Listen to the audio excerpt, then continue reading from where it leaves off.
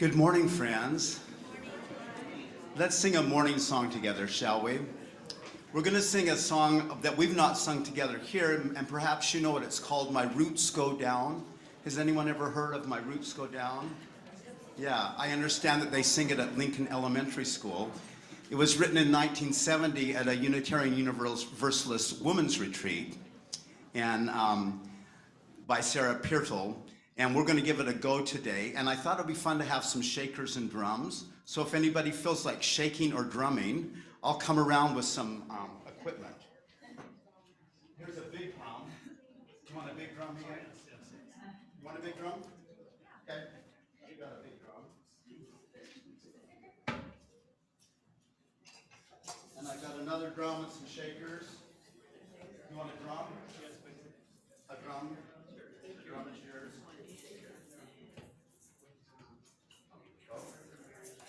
I saw a hand over here.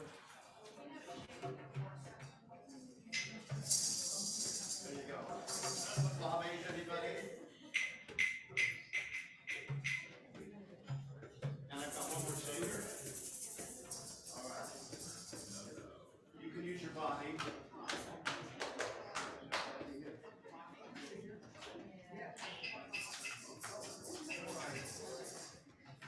It's easy. I'll sing a little bit of it with you. The lyrics will be projected up on the screen. There they come. Ta-da!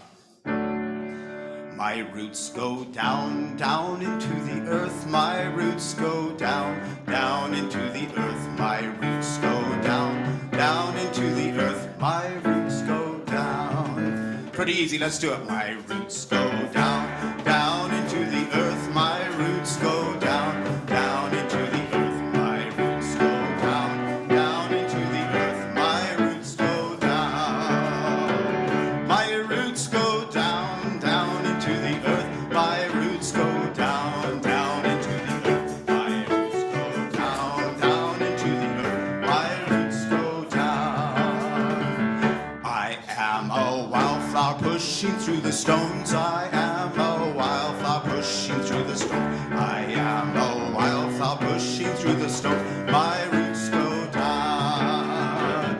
My roots go down, down into the earth. My roots go down, down into the earth. My roots go down, down into the earth. My roots go down.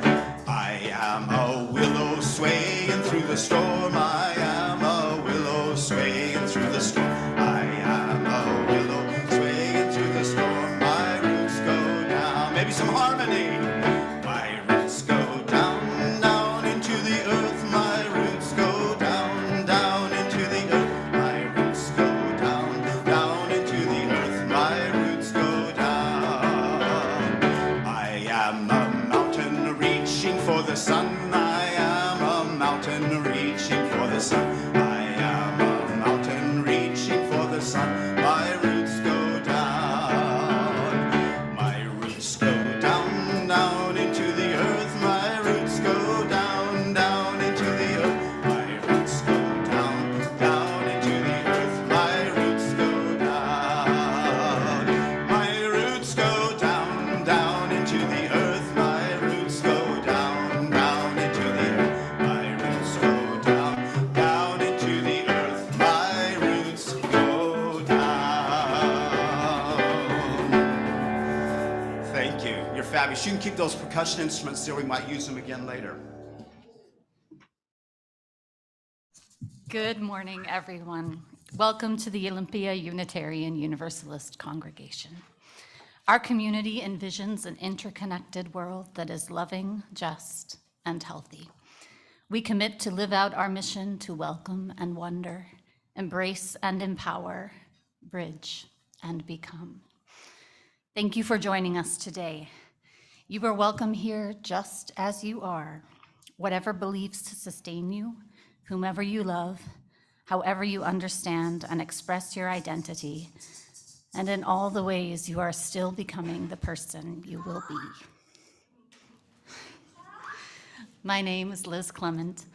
I'm a middle-aged white woman with dark brown hair and rosy cheeks, wearing a turquoise shirt today. I use she and they pronouns, and I am a member of our worship arts team.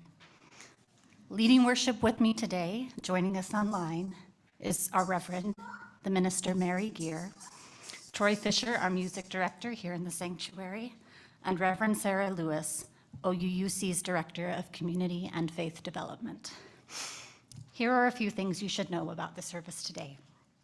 We're streaming live on Zoom and on YouTube, and the service is being recorded. For those in the sanctuary, you can see the sometimes creative subtitles up here on the screen in front. And for those joining us live online, you can activate them through your Zoom settings if you would like. Over here, we have fluffy chairs and activities to keep hands busy. All are welcome. Just to make yourselves comfortable wherever you are. We're a multi-generational community here, and we value our young ones. Kids, babies, and teens are welcome in the sanctuary, and we relish their contributions to our service, however they join. If you are online and have a chalice or candle, please kindle those flames with us. You all, I skipped a whole page. Let's go back.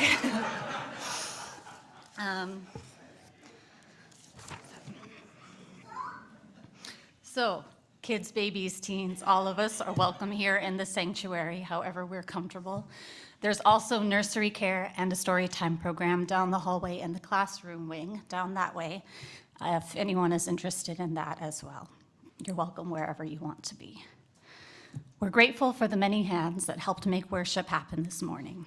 Thank you to all who contribute in so many ways. After the service, everyone will have the chance to discuss reflection questions offered by Reverend Mary. For those online, we invite you to go into a breakout room for a virtual coffee chat. For those in person, please feel free to stay for coffee and fellowship in the Commons. At 11:30, after the coffee chat, please return to the main room or sanctuary for a forum on how we care for each other in covenant, with members of our Healthy Congregations team and our Safer Congregations team, along with Reverend Mary and Reverend Sarah. If you are interested in learning more about OUUC and Unitarian Universalism, this year we are trying something new in place of our new member class. We plan to offer a gathering twice a month for those interested in knowing more and in meeting other new people. Gatherings are on Saturdays twice per month from 10 to 11:30 a.m. And the first one will be October 7th. That's this coming Saturday. For more information, reach out to Reverend Sarah Lewis. And last but not least, if you are interested in performing in the Harvest Cabaret as part of the Thursday night dinners here at OUUC, that'll be on October 18th. Please contact our music director, Troy Fisher here, and let him know you'd like to participate. You don't have to be a member of the choir. You don't have to be a professional, anything. We'd love to have you and whatever gifts you want to share. There are many things happening at Olympia UU these days. Check out the Tuesday electronic update or the website for the most up-to-date information.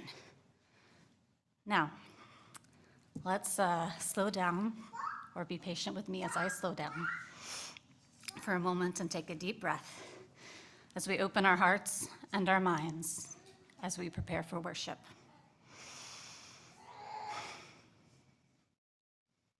Glad you all are here. It's good to be together. This morning, we join Unitarian Universalist congregations around the world in lighting a chalice, the symbol of our faith tradition. If you are online and have a chalice or candle, please kindle those flames as we light our chalices together with the words of Reverend Elizabeth Strong. Our Unitarian heritage bids us light our chalice in the name of freedom, in the light of reason, in actions of tolerance.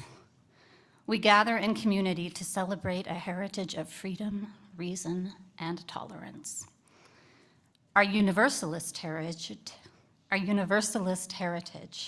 bids us light our chalice in the name of faith, in the light of hope, in actions of love. We gather in community to celebrate a heritage of faith, hope, and love. Let us bring this Unitarian Universalist heritage into our world and our lives today.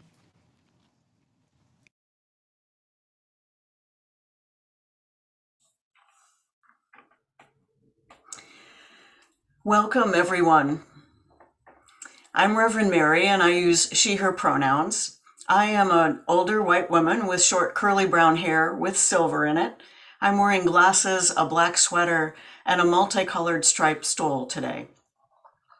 I am joining you virtually this morning because COVID came to our household last week. My husband, John, and I are both sick, and we are both recovering. We will be just fine, and we're staying home to take care of ourselves, which is also how we take care of community. So we know that the virus is making a comeback this fall. I don't expect we'll ever shut down again, but we can take the precautions that we all know so well. Wear a mask, monitor for symptoms, take a test, they're free again, and participate from home if you're not feeling well. I want to thank the worship team this morning for your flexibility as we navigated the uncertainty of this week. You are like willows swaying in the storm. It takes all of us to help keep all of us healthy. Thank you. The words to open our worship this morning are offered by the Reverend Katie Romano Griffin. Come, let us enter this space of hope and community. Come, let us enter this space with our sorrows, our joys, our passions, and our compassion. Come, let us enter this space with the stories of our ancestors, for their strength and wisdom beats in our hearts. Come into this space present to the beloved companions who move beside us.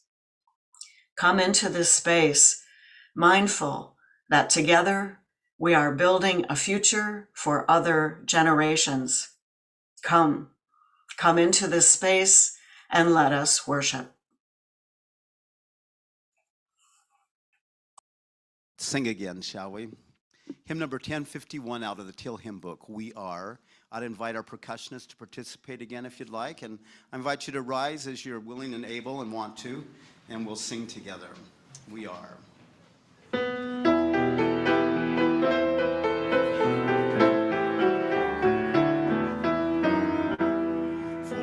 Child that's born, a morning star rises and sings to the universe who we are.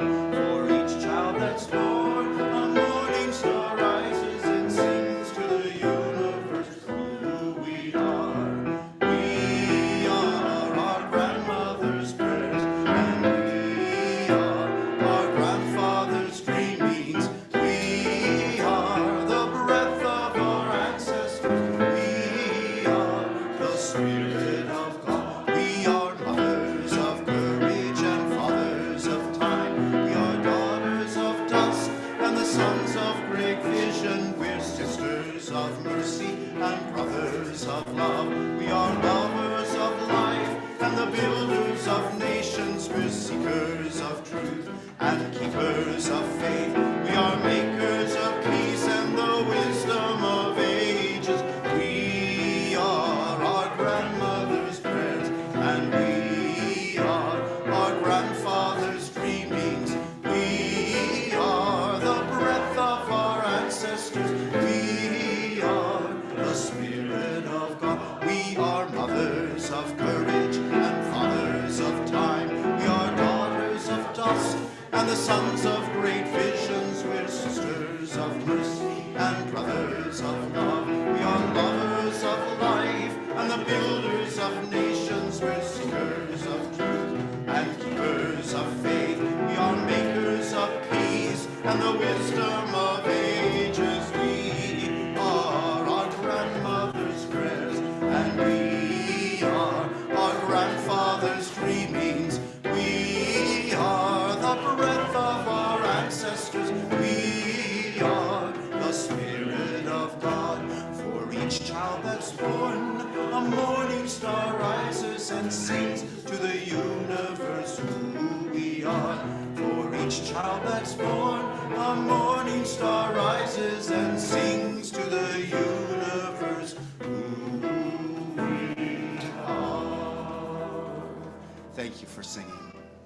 seated. Good morning. I'm Reverend Sarah. I use she, her pronouns. I'm a middle-aged white woman with dark brown hair, wearing a navy blue dress, white sleeves, and today a sling. And this story that I have for you today is from one of our history curricula for children.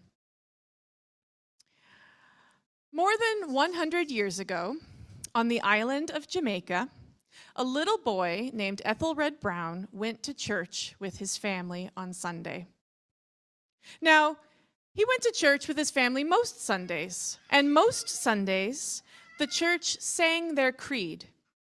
But on this Sunday, it was a special Sunday, and so the minister was reciting the creed one line at a time and having the church repeat it back.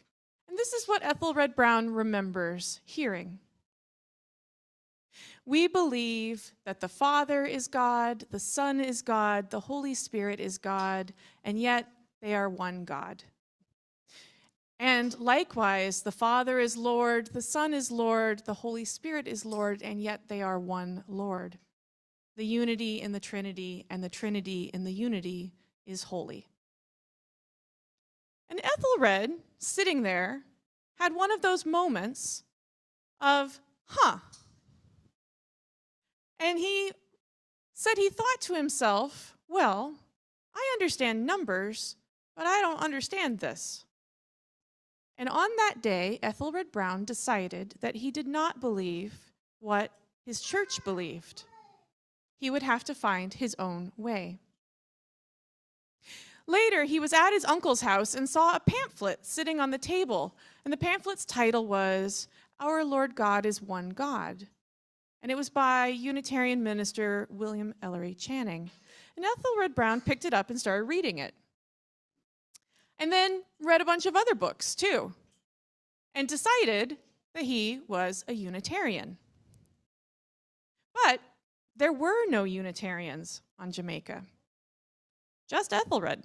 So again, Ethelred had to make his own way. Well, he grew up, and he became an accountant. He got married. He had 4 kids. And then at the age of 32, Ethelred Brown felt the call to become a Unitarian minister.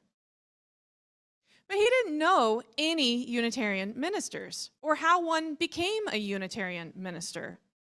So again, Ethelred Brown had to make his own way.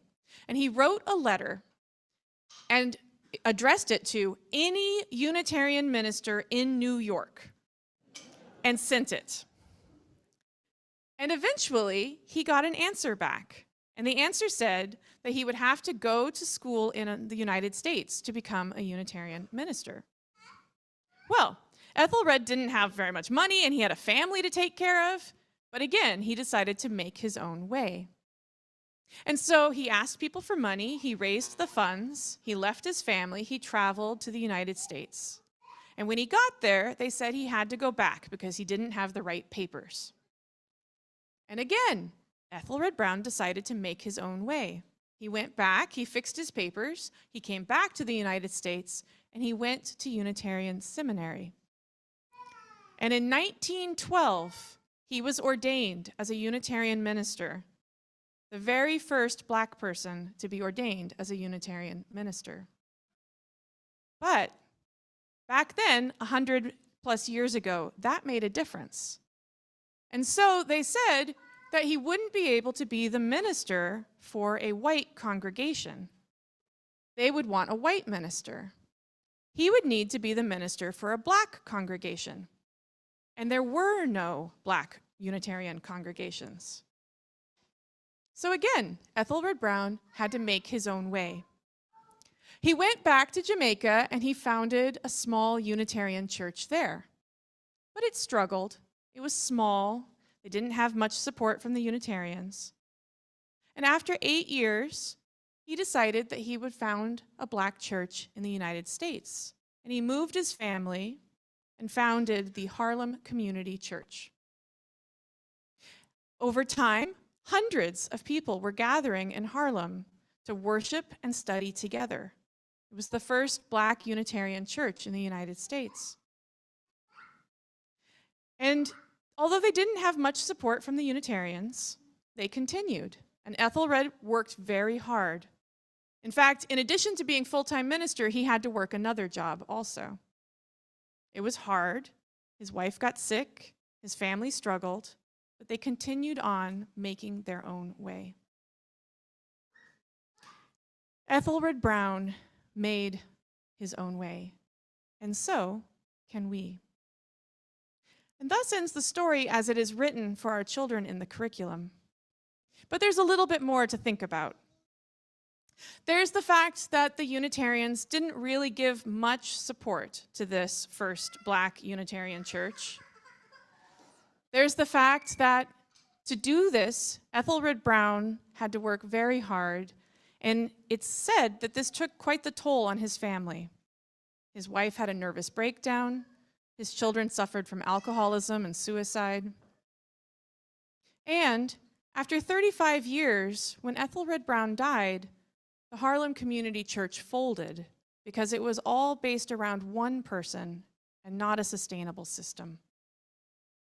And so, that story was also almost forgotten in our Unitarian history until the relatively recent scholarship of Mark Morrison Reed has brought to light these stories of early Black pioneers.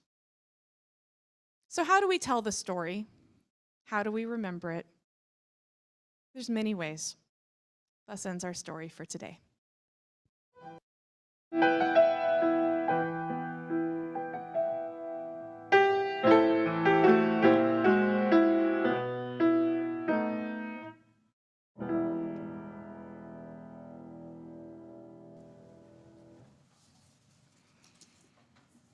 Each Sunday, we engage in the spiritual practices of generosity and gratitude by joining together in service to our community and to something greater than ourselves. We each have the power to share, and when we combine our gifts to create an offering, together we are able to do more than any one of us can do alone. We also express our gratitude for the gifts that life has given us, for the network of relationships in which we live, and for the presence of this community. If you are new or visiting us for the first or second time, you are our guest, and we do not expect you to contribute. And if you are moved to be part of our offering, what you share will be most gratefully received. The offering collected here today does two things. It supports the ongoing work of Olympia UU, which is also supported by our regular pledges. This offering also supports an organization that serves our community in harmony with our Unitarian Universalist values.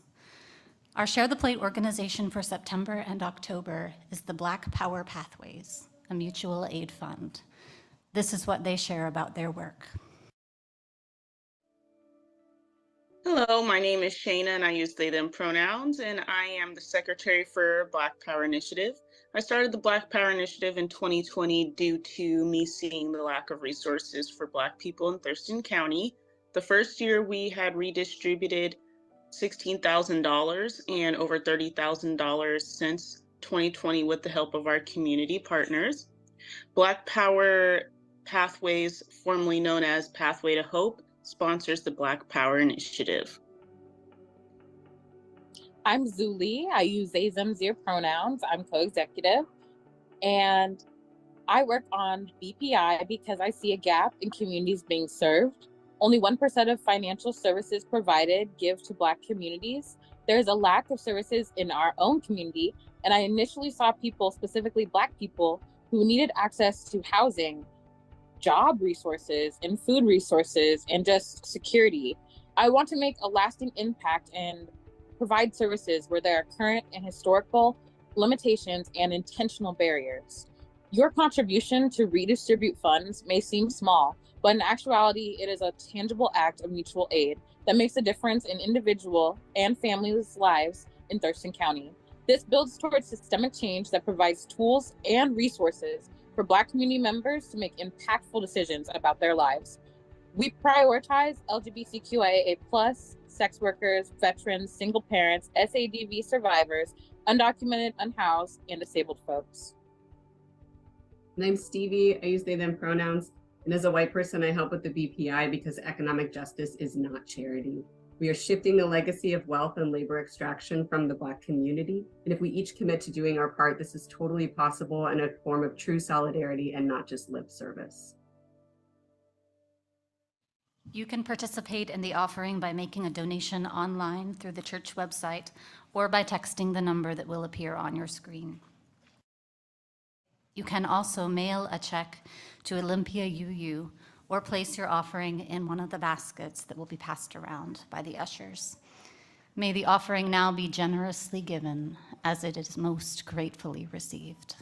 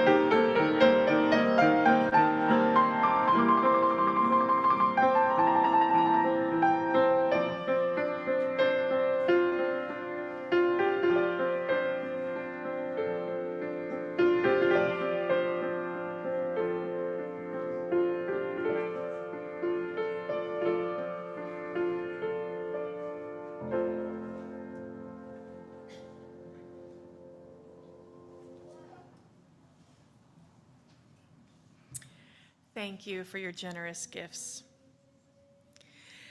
We came together this morning bringing all that is in our lives. Let's open our hearts to the complexity of life as we place stones in the water of community. You will hear a drum beat as we share today. It brings into our awareness that our individual hearts beat, and together we create the heartbeat of community. Right now, I invite you to take a deep breath as we open our hearts to receive the complexity of all that is in our lives and communities today.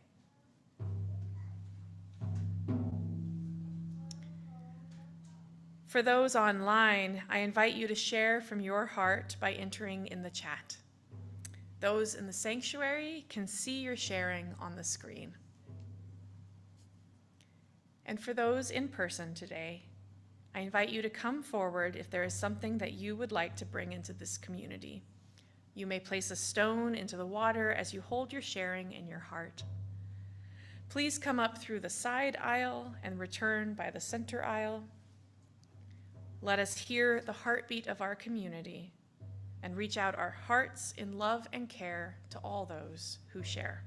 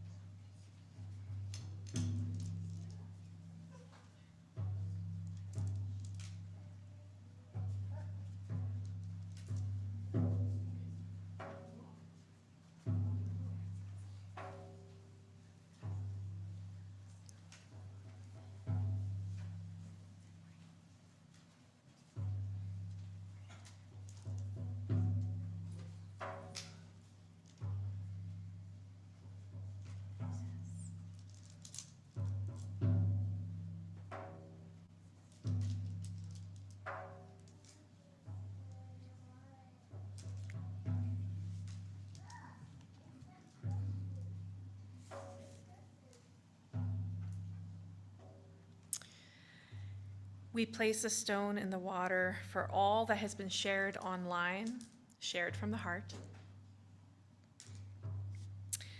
And one more stone in the water for all that we hold in our hearts and that remains unspoken.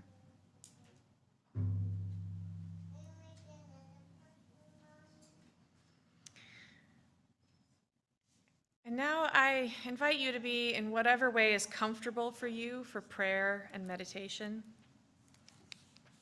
Some people sit, some people put their feet flat on the ground, whatever is comfortable for you. And together, let's take a deep breath in and out. And just as we sang this morning, Our Roots Go Down, I invite you to visualize your roots going down, down into the earth. Your roots sinking down through this floor, through this earth. Your roots sinking down into this earth that feeds you, nourishes you. Your roots sinking down to your ancestors, however you understand that word. Your roots deep, deep into the earth. And as you breathe, continue to be aware that you are rooted. Breathe and sink through these roots.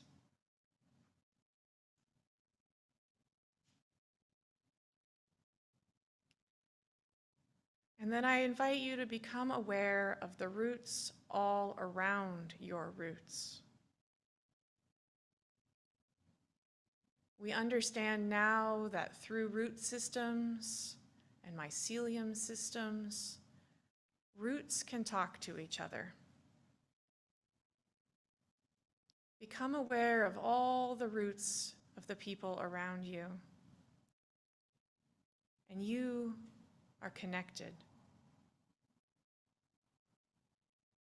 Breathe into this connection and let yourself expand and melt into it.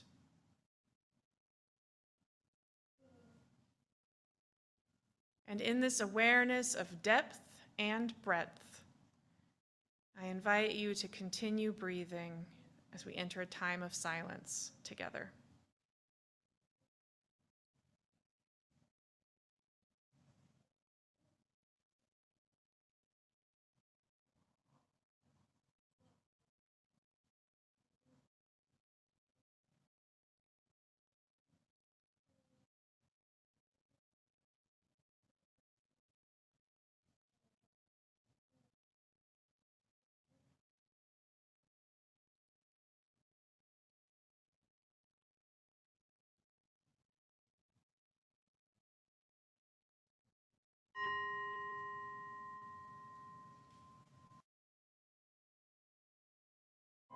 Let's remain seated and sing together Spirit of Life, hymn number 123.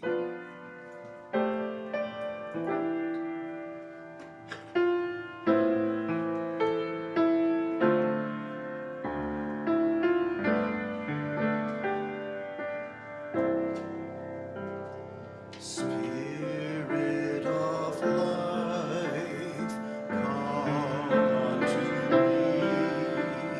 Sing in my heart all the stirrings of compassion.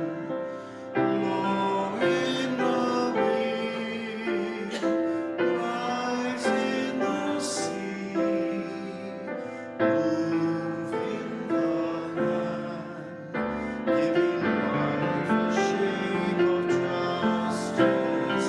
Roots fully closed, wings set me free. Spirit of life, come to me, come to me.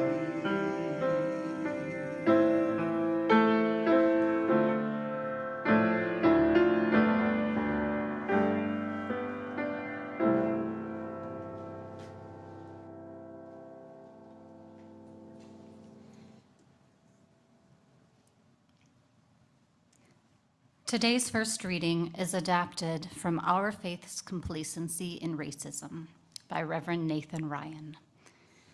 We have an absurd amount to learn or unlearn about race in this country. In the pre-emancipation South, most whites and almost all Blacks were poor. The North, and many Unitarian-led cities, spread their share of the stolen enslavement money, cotton, sugar, etc., into factories and production that, while partially benefiting the rich, supported middle and working class white people. Much of our faith's amassed wealth came this way. Worse, our Unitarian forebears justified keeping this money by perpetuating the mythology that we were the good, the anti-racist part of the country. And so, in addition to having an absurd amount to learn or unlearn about race in this country, we also have an absurd amount to learn and unlearn about our faith's complacency in its racism. We as a faith have benefited and continue to benefit directly from a system that garners wealth and safety at the expense of Black people. So far, our faith has not done the work to unlearn the mythologies that perpetuate cultural supremacy in this country. Although many of the terms might make us somewhat uncomfortable, we must notice how mythologies that go wholly unexamined in our faith are in actuality perpetuating systems of oppression.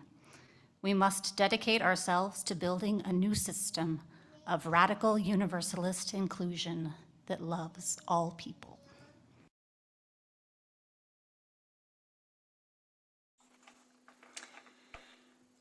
Part 1, Naming Our Heritage. The Federal Street Church in Boston was established in 1727 as a Presbyterian congregation, then became Congregationalist in 1786. When the Reverend William Ellery Channing was called as the minister of the prestigious Federal Street Church in 1803, he continued the movement of the congregation toward a more liberal theology. It was during his long tenure at Federal Street, he served there for 39 years until 1842, that Channing defined Unitarian Christianity, and the church became one of the first explicit Unitarian congregations in the United States. Now, like most white Americans, white American Unitarians, like Channing, were slow to speak out against slavery. Channing knew that many of the wealthy white members of his flock in Boston were enriched by the products that came from the American South, like cotton grown and picked by slave labor. Channing didn't begin speaking out against slavery until 1825, and it was another 10 years before he took a strong public stand in support of the human rights of slaves. What does it mean that a founding theologian of American Unitarianism took his time speaking out against slavery? When I was in seminary studying Unitarian Universalist theologies, reading the foundation theological works of our faith traditions, I was shocked to learn that the Reverend Clarence Skinner was a supporter of eugenics. Skinner was one of my favorite theologians, and his writings were inspiring to me. Skinner was ordained as a Universalist minister in 1906, serving Universalist congregations in the Northeast before becoming faculty and eventually dean for the Crane School of Theology at Tufts University. He's the Skinner that the UU publishing house Skinner House Books is named after. He was a Universalist who believed that all are worthy of God's love.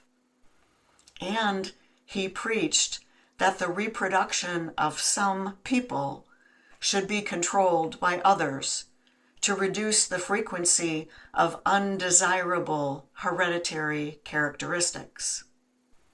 Skinner believed that criminality would be eliminated if the reproduction of certain people was limited or stopped. Eugenics was a social theory used by the Nazi Party in the 1920s to eliminate Jews, people with disabilities, and other minority groups. It was eventually discredited as racially motivated. The people whose reproduction was to be limited were people of color, and the whites were to be the decision makers. What does it mean that an influential theologian of universalism was a supporter of a racist theory? We humans have a tendency to do one of two things when we are faced with the humanity and fallibility of our founders and our heroes. One impulse is to demonize them. Reverend Sarah gave a beautiful sermon last Sunday about how and why we create monsters. I encourage you to listen to it if you missed it. We demonize people who do bad things, even if they were our heroes, maybe even especially if they were our heroes. We demonize them, making them monsters, so that we can say, they are evil. They are not human. They are not us. What we really mean to say is that we could not be them. We could not be evil. We deny their and our humanity and the possibility of mistakes and doing wrong. I'm not suggesting that what may have been done was right, just that we distance ourselves from them, seeking to distance ourselves from our humanity and our fallibility. The other response we have to heroes and founders who are fallible is to suppress or erase the hard parts of the story. Did you learn in school that Thomas Jefferson, of all men are created equal, had slaves? I didn't learn that. That Franklin Delano Roosevelt, creator of the New Deal that helped bring the United States out of the Great Depression, had a longtime mistress? That the Reverend Dr. Martin Luther King Jr. and President John F. Kennedy were womanizers, using their position and power for relationships outside of their marriages? When we tell the story of the great deeds of these great men, we tend to leave out the rest of the story. We want to continue to see them as exceptional, heroic, perfect, the opposite of monsters. How could our heroes have done bad things? How could they have sinned? We're seeing this same impulse play out now with the rewriting of American history and book banning happening around the country. Curricula are being rewritten by state legislatures to take out the hard parts of our nation's history, like colonialism and slavery. Teachers are forbidden from teaching the entirety and complexity of U.S. history. It's the denial of American history as human history, the inability to say that we are not exceptional, and there was evil, genocide, and slavery in our past and in our present. It is whitewashing our history and our present, erasing the truth. We make our fallen heroes either demons or angels, as if there is nothing possible in between, as if humanity is a binary of good or evil, never both or anything more complex, as if we can erase the complexity of who we are and of what has been.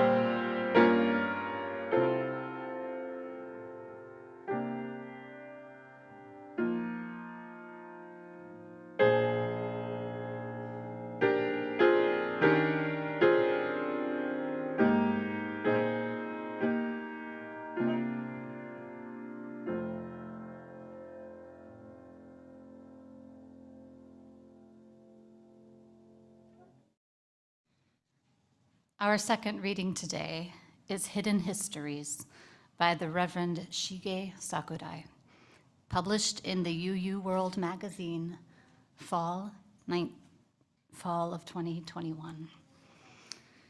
History sometimes generates pride and happiness, but it also tells us about problems we must avoid and concerns we must still repair. Some Western ideas tell us that repair is about concealment, making something appear to be new again. But what about another framework? Consider kintsugi. And I'm going to pause for a moment to spell this out for the sake of everyone, depending on our subtitles here. Kintsugi is a Japanese word spelled in Romanji, which is the Romanized version of the Japanese language, K-I-N-T-S-U-G-I,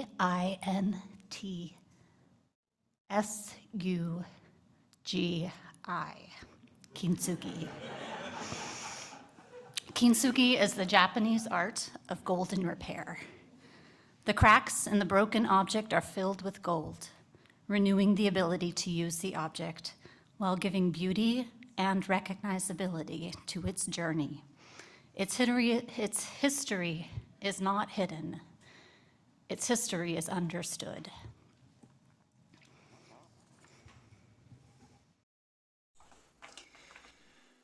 Part 2, Claiming Our Heritage. Shortly after Deb Haaland was appointed Secretary of the Interior by President Biden in March 2021, she asked for a review of the U.S. boarding schools for Indigenous children. There is an untold story of missionary-run schools that decimated Native peoples, robbing communities of their heritage.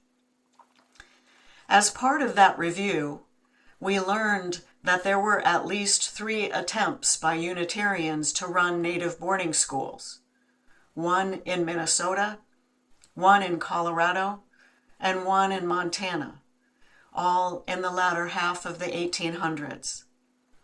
Unitarian missionaries took part in the genocide of Native children and culture. The Veach Foundation is run out of the UU congregation at Shelter Rock on Long Island and is an extremely wealthy and generous foundation. The initial funding for the foundation came from Caroline Veach, a now deceased member of Shelter Rock, who donated the royalties generated by German oil and gas fields, fossil fuel extraction that made her family extremely wealthy. I was glad to see that the website of the Veach Foundation acknowledged its history and targets some of its giving to environmental causes. In both of these hard stories, we see a movement toward telling the whole story. We could respond by saying, we would not do those things today. That was long ago. We could say that we are not those people. Or we could try to suppress or erase those stories. What I experience is a nation and a faith tradition beginning to tell the whole story. Or I should say, all of the stories, for there are many perspectives. We can see this happening in the many histories from various perspectives published in recent years. There's the U.S. history that many of us learned in school. Then in 1980, Howard Zinn published A People's History of the United States with the thesis that our nation has rigged systems that favor the minority at the expense of the majority. He took the perspective of U.S. history from the bottom up, telling stories from perspectives rarely used in traditional textbooks. More recently, Beacon Press, the second publishing house of Unitarian Universalism, the sibling to Skinner House Books, has published a series called Revisioning History. Titles in this series include A Queer History of the United States, A Disability History of the United States, An Indigenous Peoples History of the United States, A Black Woman's History of the United States, and several others. If you're interested, search on Beacon Press and you'll find the titles there. This past week, our Jewish siblings celebrated Yom Kippur, the holiest day in the Jewish calendar, a day for atonement and repentance. But before we can get to repair, we must tell the truth of what happened from as many perspectives as possible. The first step in any restorative process is to answer this question as thoroughly as possible. What happened? After that, we can name who was impacted and how. And only then can we move to asking what comes next, what is needed for repentance and atonement, if that is even possible. This is ancient wisdom and holy work, work that we do as a community of faith. There is no doubt that Unitarian Universalism has done wonderful things over the years and remains a life-saving and life-giving faith for so many now, including me, and perhaps including you. And we have a complex history. To understand who we are now and who we can become in the future, we have to tell the whole story of who we have been and what we have done.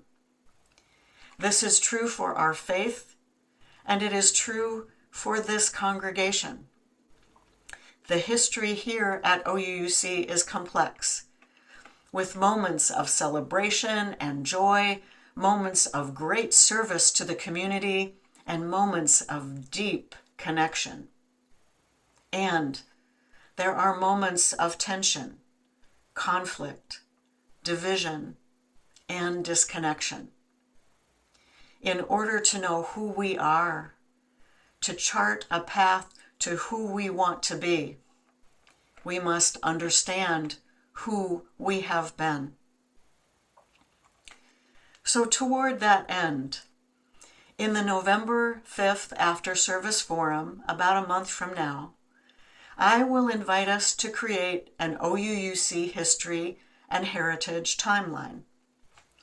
Now, for those of you who were here for Reverend Emily Melcher's interim ministry, you did this exercise with her. And that was 9 years ago now, and just a few things have happened since then, including OUUC's 70th anniversary last year. I think it's time to do this exercise again. We'll look for moments of celebration and joy and moments of tension and pain. I'll invite us to ask what we learned from those moments and how they have influenced who we are now. And I will invite us to consider if there are events that we should revisit, if there is more to discover, name, process, and repair. Now, right about now, I can imagine that some of you might be feeling a little bit nervous or anxious about the prospect of revisiting some of OUUC's past. Some of you might be wondering, why is she making us do this? Can't we just let the past be? I understand that nervousness. I do. And I even have a little bit of nervousness myself. I think that's a pretty human response to have when we might be faced with hard things. And here's what I believe. My role as your minister is to attend to the spiritual health of the congregation as a whole and to support the faith development of each of us as individuals and as a collective. I can't make anyone do anything. What I can do is offer invitations and help create sacred space for healing and growth. Whether or not you as an individual participate in any kind of heritage project or restorative process is up to you. And whether or not there is healing in the sacred space that we create together is also up to you individually and up to us collectively.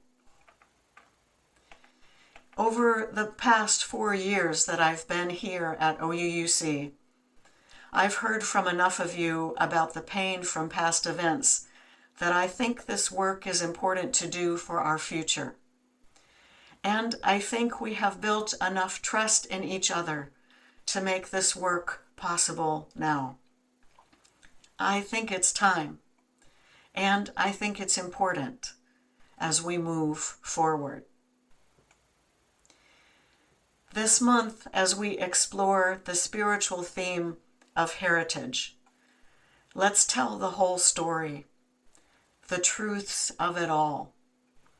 We can acknowledge the great things that we have done while naming that we are human with human frailties.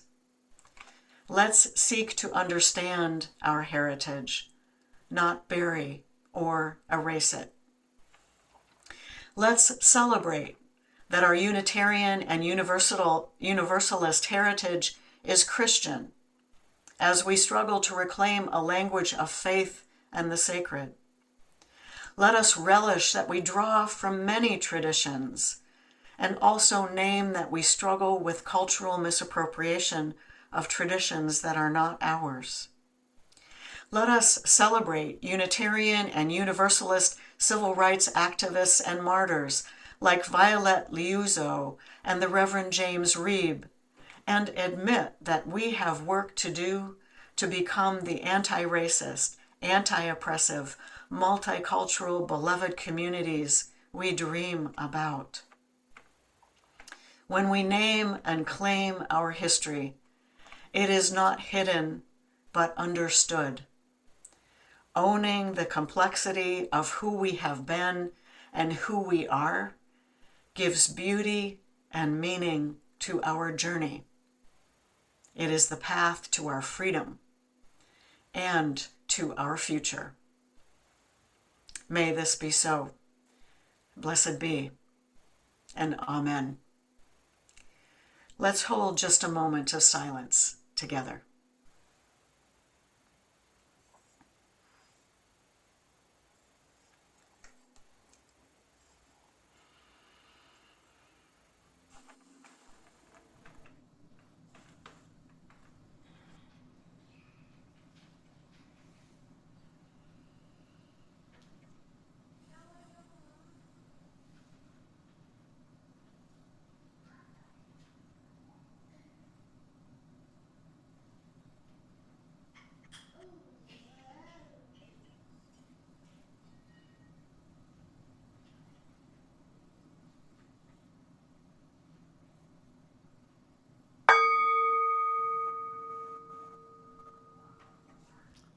Let's sing together hymn number 1001 out of the Till Hymn Book, Breaths. I'd invite our percussionist to drum a little bit more for us. I invite you to rise if it's how you like to sing.